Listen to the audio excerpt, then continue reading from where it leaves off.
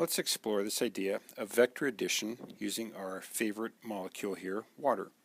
Now water has two different dipoles, bond dipoles. Each of those represent a vector, and water's molecular dipole is going to be the sum of its bond dipoles. So let's draw the bond dipoles, and they're going to go from the less electronegative atom, hydrogen, towards the more electronegative atom, oxygen.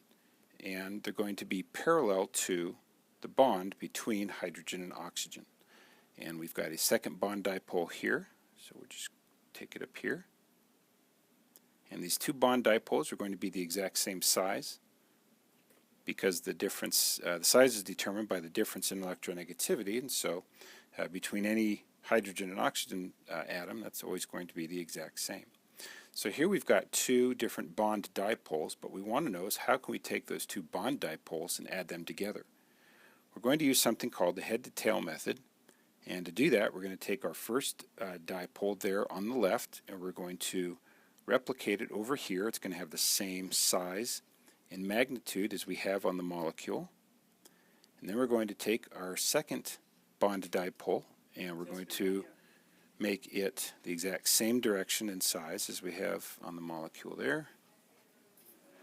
And we're going to add these together by starting at the tail of the first bond dipole and going up to where the sum of the two ended. And so there we have our final molecular dipole, and we can move that over here to the molecule, and we have the sum of those two bond dipoles to get a net molecular dipole. This is going to give our hydrogen a little delta plus, this hydrogen a little delta plus, and this oxygen a little delta minus.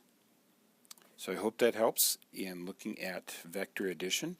We're not going to worry about the actual magnitudes in a quantitative manner in terms of the vectors.